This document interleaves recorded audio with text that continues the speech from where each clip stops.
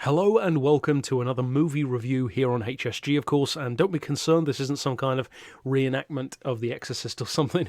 I just happen to be recording a couple of reviews later on in the day, as you can kind of tell. So, a little bit of a different tone, but same content.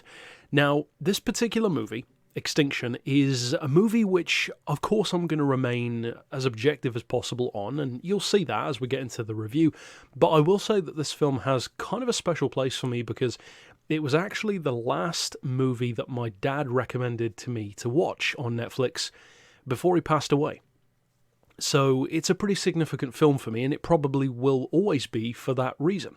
Now, when I actually got around to watching it, because it did take me quite some time, to be honest, there are plenty of other movies that I wanted to watch as well, I was very pleasantly surprised. Now, my dad recommending it was a great start because we enjoy a lot of the same films, and so it didn't surprise me that I did enjoy it. But my feelings on this movie are actually very specific in terms of what I would channel those feelings into to create a recommendation for other people. And what I mean by that is, and of course we're going to talk non-spoiler first, as you can see over here, this movie is a film that if you want to fully appreciate it, you must stick with it, because the essential idea sounds about as generic as it can get. You've got Michael Pena in the lead role.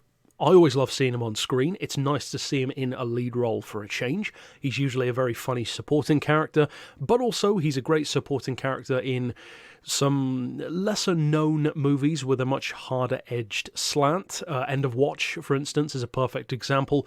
And as far as this movie goes, it's basically a story of him as a family man with his family, his wife, and two daughters, and he gets these visions of what could be, well, doom that's going to happen, and it's essentially an invasion movie, an alien invasion, as you can tell from the title of the film and from the artwork on the cover.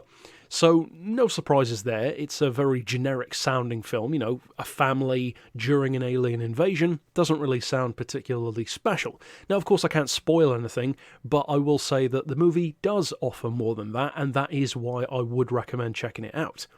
From the surface of things, everything would point toward the fact that this could be a fairly forgettable film.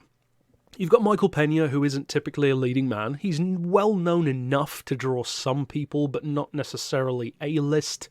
Not quite yet, at least. The movie premise and even some of the effects of the alien suits doesn't look that impressive in some of the cover art and, you know, the background art on Netflix. So all of this kind of leads you down a certain path of thinking, well, it's probably a cheap and cheerful modern B-movie. It's actually not, and I cannot get into the specific group of people who I think will enjoy this movie without spoiling it. So, as far as the non-spoiler roundup, I would say, put your faith in this movie. The second half of the film in particular is where it gets significantly better, because more and more begins to happen, the story begins to evolve, and it actually goes from being a decent movie to begin with, although, you know, a fairly formulaic one, to being actually a really cool idea. And I'm glad that the movie stuck the landing. In fact, all of the way through it is well carried out, because it even lulls you into this sense of knowing what's happening and knowing what's coming next.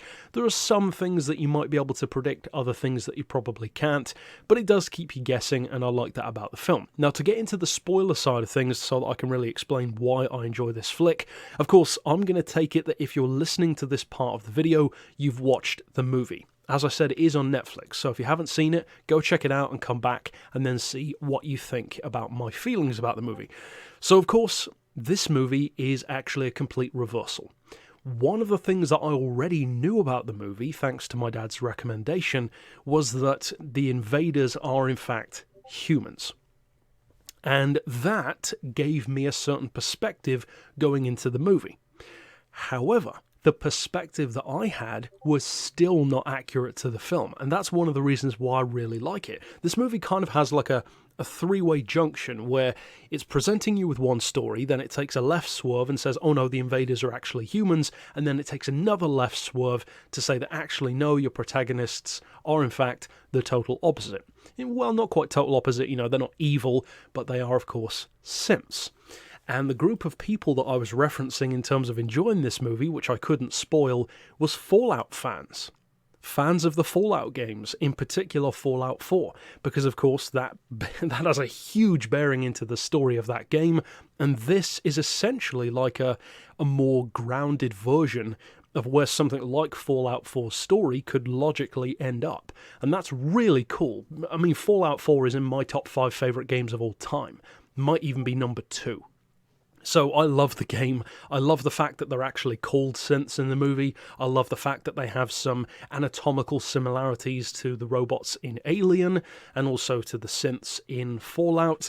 There's some nice little references in there, almost as if the filmmakers and writers were fans of those things as well, like Alien and maybe Fallout as well. It wouldn't surprise me in the slightest if they were.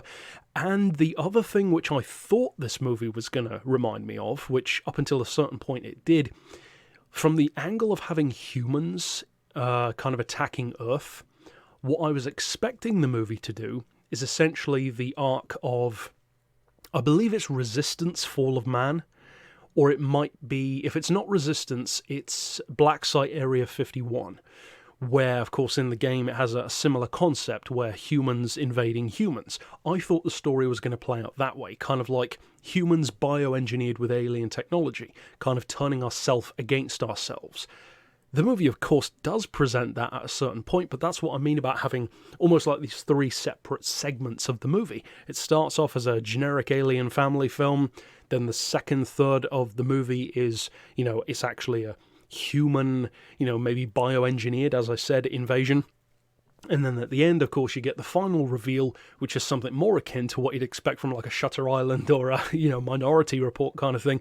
And I really liked that. To me, it made the film go from decent, in the middle third, it goes to very interesting, and then the final third makes it, to me, a really good flick. It may not necessarily be carried out or acted or even written in the way that some people might want it to be, but I think it runs a very fine line between having essentially like a B-movie execution in terms of it doesn't feel, necessarily like it's going to worry Interstellar or even something like Transformers in terms of the visual effects, but it's good enough for what it's trying to tell. There's certainly not bad effects for the most part, and in effect, the goofiness of the suits kind of suits the situation, for want of a better term. So yeah, I actually really enjoyed this flick. I can totally see why my dad recommended it to me, and I can definitely see why he enjoyed it as well. And I just wish I'd have had the chance to talk about it with him before he passed away, because it would have been cool to actually tell him how similar it was to Fallout 4, because that was a game that I used to talk to him a lot about, and he never actually played. So yeah, I think the tie-in is very cool. If you're a Fallout fan, if you're a Resistance Fall of Man game fan, all that kind of thing, then of course you'll enjoy this flick. And I mean, if you're still watching and you haven't, then obviously it's spoiled. But yeah, that's it for my review. Tell me your thoughts down below, of course, and obviously stick around on the channel for more sci-fi, horror, thriller, all those kind of thing, movie reviews, and of course watch-alongs as well. So if you are new to the channel, you can check out my watch-alongs to The Thing, Splinter, various others too, The Babadook, and of course there are more of those to come as well. But for now, as always, thanks for watching.